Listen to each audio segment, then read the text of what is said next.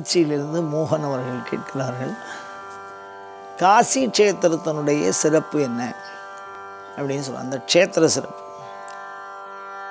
காசிக்கு அனந்த பெருமை இருக்குது. அதில் ரொம்ப சுருக்கமாக சொல்லணும் அப்படின்னா, காசி க்ஷேத்திரத்துக்கு சுத்தி தான் பெருமை, தூய்மை தான் காசி க்ஷேத்திரத்தினுடைய சிறப்பு. என்ன அப்படின்னு கேட்டால்,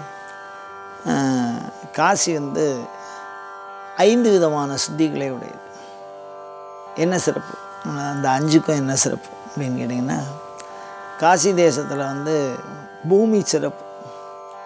அது என்ன அப்படின்னா ருத்ரபூமி. இந்த காசி க்ஷேத்திரத்துக்கே ருத்ரபூமின்னு பேர். சிவபெருமான் ஒரு இடத்திலே வாசம் செய்கிறார் என்றால் அவர் உட்கார்ந்துருக்கிறதுனால அதுக்கு க்ஷேமம். சிவன் வெளிப்படையாக, இப்போ அப்போ சிவன் இல்லாத இடம்னு ஒன்று இருக்கான்னு கேட்கக்கூடாது. விஷயம் என்னன்னா, சிவன் எங்கு பார்த்தாலும் பறந்து இருக்கிறார், அவர் இல்லாத இடமே இல்லை. இப்போ நம்ம பூமிக்கும் கீழே எங்கே பார்த்தாலும் தண்ணி இருக்கு, ஆனால் அது வெளிப்பட்டு தோன்றாமல் இருக்கிறது. அதை வெளிப்பட்டு தோன்றணும் அப்படின்னு சொன்னால் அதுக்கு தகுந்த அந்த ஊத்துக்கண் வச்சு போர் போடுறா, கிணறு வெட்டுறா, குளம் வெட்டுறா, அந்த மாதிரி ஏதோ பண்ணுறா. அந்த மாதிரி வெளிப்பட்டு விளங்கி தோன்றுகிற இடம் சிவபெருமான், விளங்கி தோன்றுகிற இடம். அதுதான் அவனுடைய முதல் சிறப்பு. மற்ற இடங்கள்லாம் மறைஞ்சு தோன்றான். அதுக்கு அடுத்தபடியாக என்னன்னு பார்த்திங்கன்னா, காசியில் அக்னி சிறப்பு, ஸ்மசான அக்னி. என்ன அப்படின்னா, ஒரு உதாரணம் பாருங்கள். அந்த காலத்துலலாம் ஒரு நாடை உருவாக்கணும், ஒரு கிராமத்தை மக்கள் உருவாக்குறாங்க அப்படின்னா ஒரு காட்டை அழித்து தான் உருவாக்கணும். அதை உருவாக்குறதுக்கு முதல்ல பற்ற வச்சுருவாங்க. பற்ற வச்சு ஒரு குறிப்பிட்ட அளவுக்கு அது எரிஞ்ச உடனே அது தூரத்துக்கு போய் அதுக்கப்புறம் தான் அதை சரி பண்ணுவாங்க. அந்த காலத்தில் இந்த வெட்டக்கூடிய விஷயங்கள் நம்ம ஒரே நாள்லாம் அதை செஞ்சிட முடியாது. ஆனால் ஒரே நாளில் இந்த மாதிரி பற்ற வச்சா நிறைய பாகங்களை அது எரிக்கும். அந்த காலத்து தூய்மை முறை, நெருப்பு வச்சு அழிச்சுடுவா, எல்லாத்தையும் காட்டை அழிச்சுவிட்டு அதுக்கப்புறம் திருப்பி அதை சமதளப்படுத்துவாள். அந்த மாதிரி அந்த இடத்துல இருக்கிற அக்னி இருக்கோ இல்லையோ, காசியில் இருக்கக்கூடிய அக்னி, அந்த அக்னிக்கு பேர் ஒரு சிறப்பு பேர் என்னென்னா சிந்தான்னு சொல்கிறா. சித்து, அறிவுடையது அந்த அக்னி. அப்போ நம்ம அக்னிக்கு அறிவு இல்லையா அப்படின்னா, இயக்கம் இருக்கிறது. இது லௌகிக அக்னி, அது சித்தாக்னி. அப்போ சித்தாக்னின்னு அங்கே ஒரு அக்னி இருக்குது. அங்கே மாத்திரம் என்னென்னா, அங்கேருந்து அக்னி வாங்கிக்கிறாவா அந்த க்ஷேத்திரத்திலே. அதனால் அந்த அக்னி, பஞ்சபூதத்தில் அக்னி சிறப்பு. சிவன் எழுந்தருளி இருப்பதனாலே அந்த இடம் சிறப்பு. அந்த அக்னி இருக்கோ இல்லையோ, அந்த சவத்தை எரிக்கிறாளோ இல்லையோ, அந்த அக்னி அறிவுடையது அப்படின்னு சொல்கிறான். அந்த அறிவுடையதுன்னு எதுன்னா சிவபெருமான் தான். அந்த அக்னியில் சிவம் இருக்குது. அதனால் அந்த பாவமற்று அடுத்த பிறவி போகாமல் அந்த ஆன்மாவுக்கு அது ஞானத்தை கொடுத்து மோட்சத்தை கொடுக்கறது. அதனால் அந்த அக்னி சிறப்பு. அந்த ஊர் மந்திரத்தில் என்ன இருக்குன்னா, ஸ்புர ஸ்புர கோர கோர தர தனுரூப அப்படின்னு மந்திரம் இருக்குது. அது என்னன்னா, அந்த அக்னியே சிவம், சிவாக்னின்னு சொல்லலாம் அப்படி வச்சுக்கோ. அது என்ன சிறப்பு அப்படின்னா, நம்ம ஊர்லெலாம் ஒரு கோயிலேருந்து ஒரு சாமி வெளியில் போகிறது அப்படின்னா 10-12 வருஷம் இருக்கும். அதுக்கப்புறம் பார்த்திங்கன்னா அது யாரும் பூஜை பண்ணலை அப்படின்னு சொன்னால் கோபுரத்துக்கு வரும், மேல் கோபுரத்துக்கு. அதுக்கப்புறம் பார்த்திங்கன்னா ஸ்தல விருட்சத்துக்கு போகும். இப்படியே ஒரு 130 வருஷத்துக்கு மேலே போச்சுன்னா அது சந்திரமண்டலத்தில் போய் அடையும், இல்லை சூரிய மண்டலத்தை போய் அடையும் அப்படின்னு சொல்லுவாள். அந்த மாதிரி இதுக்கெல்லாம் ஆவாகனம் இருக்குது. மானுடர்களோ தேவர்களோ எழுந்தருளை செய்து அதனால் இந்த இடத்துல சாமியை இருத்தி வச்சுருக்கோம். ஆனால் காசியில் தானாக உட்கார்ந்த இடம் காசி கைலாசம் தான். அதனால் அந்த அக்னியில் சுவாமி இருக்கிறதுனால எப்பொழுதுமே அது அறிவு சார்ந்து இருக்கிறதுனால அனைத்து ஆன்மாக்களுக்கும் அங்கே மோட்சம். பாவம் பண்ணவா புண்ணியம் பண்ணவா அப்படிங்கிற விஷயமே இல்லை, பவித்திர அக்னி. அதுக்கு அடுத்தது பாருங்கள், எல்லாத்த விட சிறப்பு அங்கே வாயு, காற்றுக்கு தோஷம் இல்லை. என்னன்னு கேட்டால், எல்லா இடத்துலையும் பணம் சுவாசம் பண்ணினால் கெடுதலை பண்ணும். அந்த இடத்துல, அந்த காசியில் ஒரு பர்டிகுலர் இடத்துல எரிக்கக்கூடிய அந்த பணத்தை சுவாசம் பண்ணுறதுனாலையோ இருக்கிறதுனாலையோ எந்த கெடுதலையும் பண்ணாது. மல்லிகைப்பூ மணக்காதும்பா அந்த வாசம், அந்த கெந்த வாசனம் கெடுதல் பண்ணாது. அப்போ காற்று புனிதம். அப்போது இடம், காற்று, அக்னி. அதுக்கு அடுத்தபடியாக பார்த்திங்கன்னா பொதுவாக நம்மலாம் தூய்மை பண்ணிக்கிறோம்னா உடம்பு அழுக்காக இருக்குது அப்படின்னு சொன்னால் மலத்தை மாத்திரம் போக்கும். ஆனால் கங்கையில் ஸ்நானம் பண்ணினா பாவத்தையும் சேர்த்து போக்கும். அந்த ஆத்மாவை சுத்தி பண்ணும். அதனால் நீர் புனிதம். அப்போ கங்கையில் இருக்கக்கூடிய இடம், கங்கையில் அவள் எரிக்கக்கூடிய அந்த அக்னி, அங்கே இருக்கக்கூடிய காற்று, அங்கே இருக்கக்கூடிய ஜலம், பிருத்திவி, அப்பு, தேயு, வாயு, ஆகாசம். இந்த பிருத்திவிங்கிறது அந்த ஸ்மசானத்தில் அந்த வைக்கக்கூடிய இடம், அந்த பூமி. இது எல்லாமே காசியில் புனிதம். இது இந்த இடம் புனிதமாக இருக்கிறதுனால என்ன சிறப்பு அப்படின்னா, சுபாவத்தில் நம்ம ஒரு புனிதத்தை ஒரு இடத்துல சேர்த்து வைக்கிறோம். வருணாசி அப்படின்னு, வாரணாசி அப்படின்னு சொல்கிறா. ஒரு கரை, பெருந்துறை, ஆன்மாக்களை கரையேற்றுகிற மிகச்சிறந்த துறை. அப்போ உடலை தூய்மை செய்து, உள்ளத்தை தூய்மை செய்து, அறிவை தூய்மை செய்து, ஆன்மாவையும் தூய்மை செய்து, எல்லையற்ற ஆனந்தத்தையும் துன்பமற்ற வாழ்க்கையையும் எப்பொழுதும் ஆன்மாவுக்கும் சரீரத்துக்கும் தரவல்லதாக ஒரு க்ஷேத்திரம் இருக்கும்னு சொன்னால் அதுதான் காசி. அதனால் தூய்மையினுடைய சிகரம் காசி. இன்றைய தினம் சைவானுஷ்டான சிந்தனை அப்படிங்கிறது தொடர்ந்து சிந்திச்சுன்னு வரோம். சைவானுஷ்டானத்தை பற்றி. இந்த சைவானுஷ்டானங்கிறது அனைவருக்கும் உரியது. ஒவ்வொரு மனிதனும் தன் வழியாய் யாருடைய முயற்சியும் இல்லாமல் தன்னை கொண்டு தானே இறை உதவியுடன் உயர்த்தி கொள்வதற்கு இறைவனே, ஆகமங்களில் சொல்லப்பட்டிருக்கு இந்த சைவானுஷ்டான விதிங்கிறது. இறைவனே அனைவருக்கும் அவரது அருளை பெறுவதற்காக சொன்ன வழி இந்த சைவானுஷ்டானம். அனைவரும் அனுஷ்டானம் பண்ணலாம். நான் என்ன சொல்கிறேன், அனைவருக்கும் 1008 பிரச்சனை இருக்குது. உங்களுக்காக அடுத்தவர்கள் பிரார்த்தனை பண்ணுறதுங்கிறது ஒரு பக்கம், அது பலன் தரும், அது இல்லைன்னு சொல்லலாம். ஆனால் நாமளே பிரார்த்தனை பண்ணுறதுங்க இன்னும் பலன், அது அனந்த மடங்கு பலனை தரும். அது மாதிரி ஒவ்வொருவரும் தன்னைத்தானே தான் வளர்த்து கொள்ளுகிற அந்த அற்புத அனுஷ்டானம் இது. ஏதோ இதை பண்ணினா சாமிக்கு சௌக்கியம் இல்லை. இதை யார் பண்ணுறாளோ அவளுக்கு பரம சௌக்கியத்தை அது கொடுக்கக்கூடியதாக இருக்குது. அதனால் இப்போ நம்ம இது வரைக்கும் சிவரகசியத்தில் பேசின்னு தான் இருந்தோம். சிவனை பற்றி அவனுடைய பெருமைகளெல்லாம் பேசினோம். ஆனால் நமக்கு என்ன பிரயோஜனம்? நம்ம பார்க்குறோம், தொலைக்காட்சியை பார்க்குறோம், கோயில்களில் போய் பார்க்குறோம். ஆனால் நம்ம அனுபவத்துக்கு வரணும்.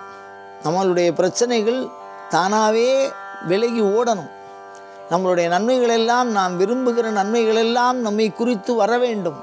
அதுக்கு நாம் என்ன பண்ணணும்னா, நாம் கொஞ்சமாவது செயல்படணும்.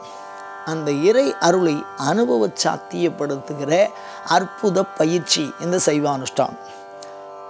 அதில் முதல்ல சொல்லப்பட்டிருக்கிற சைவானுஷ்டானத்தில் 30 குறும்பிரிவுகள் இருக்கிறதா சொல்லியிருக்கேன். இது யாரும் ஒரு பெருசாக மந்திரம் பண்ணணும், இதெல்லாம் ரொம்ப நீட்டாக இருக்கும், மற்றவாளுக்கெல்லாம் இது கிடையாது, நமக்கெல்லாம் அப்படின்லாம் அதெல்லாம் கிடையாது. அனைவரும் இந்த சைவானுஷ்டானத்தை பண்ணலாம். அதுதான் முதல்ல நாம் தெரிஞ்சுக்க வேண்டியது.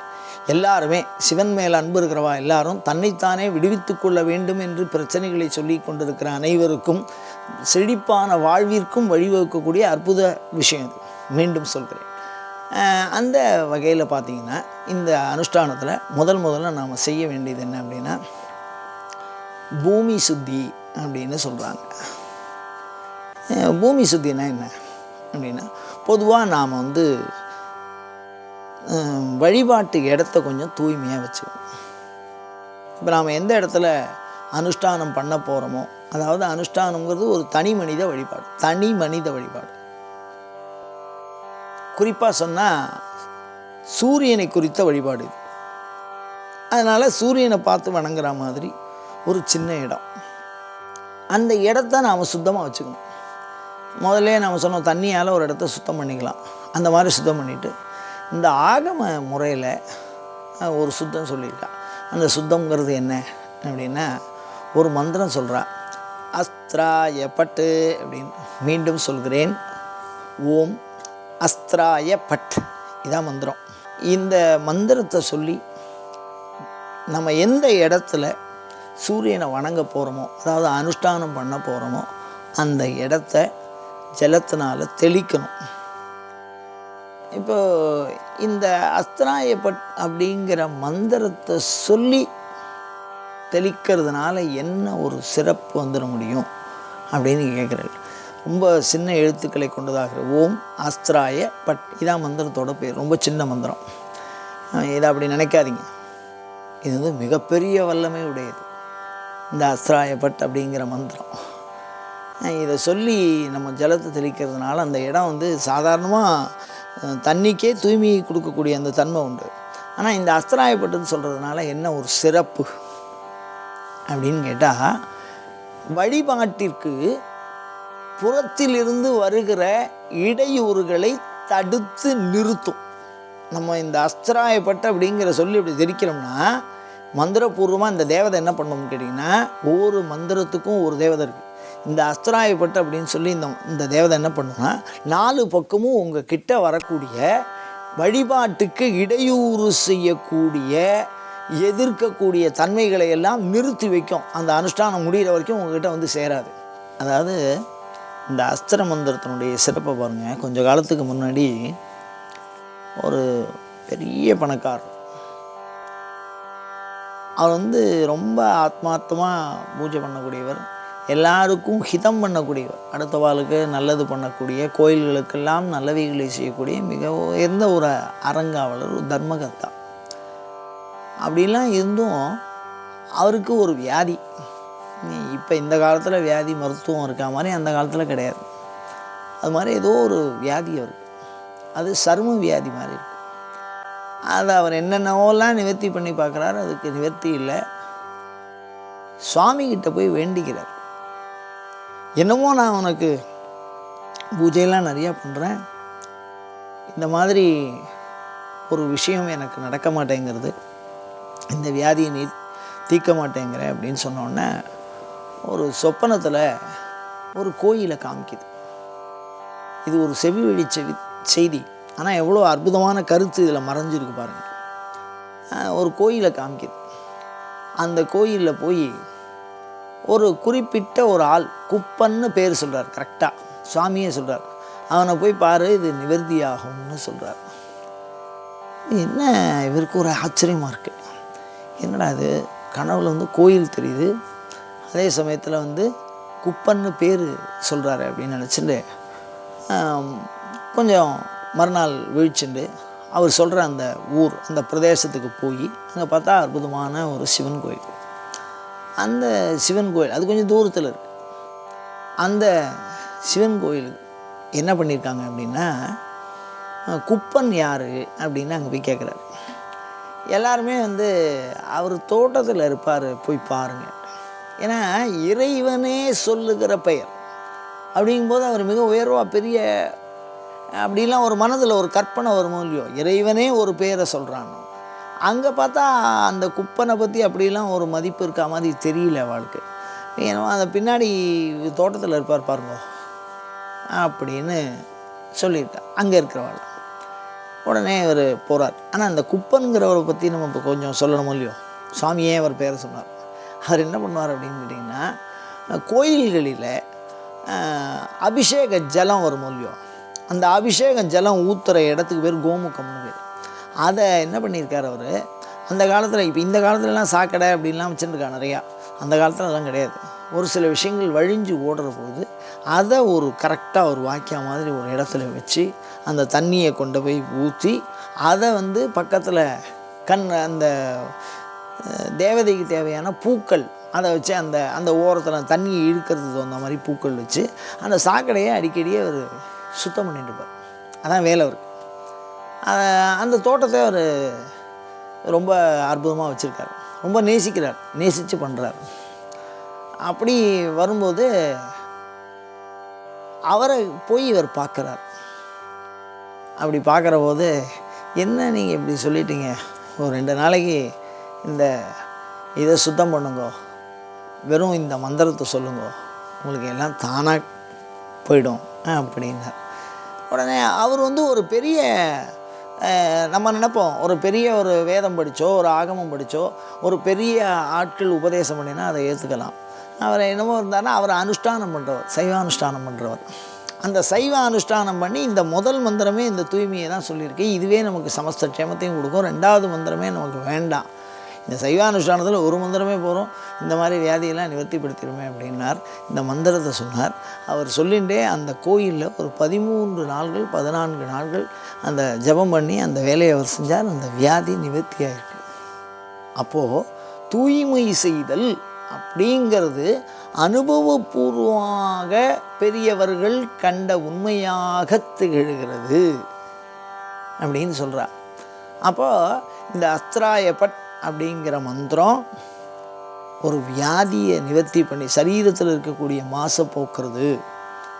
அப்போ மந்திரம் தூய்மைப்படுத்துவது, ஆலயத்தை தூய்மைப்படுத்துவது அப்படிங்கிறது எதுக்கு அப்படின்னா, ஆலயம் அபிஷேக ஜலத்தினால மாசுபடும்.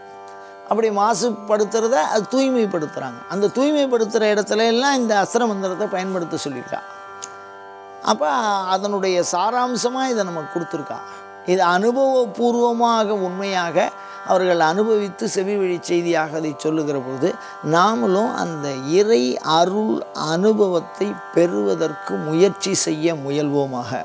இது போன்ற தொடர்ந்த சிவச்சிந்தனைகளை தூண்டுகிற வினாக்களை எப்பொழுதும் உங்களிடம் எதிர்பார்த்தவனாய் அயம் தர்மஹா உத்தரோத்தராபிவிருத்திரஸ்து.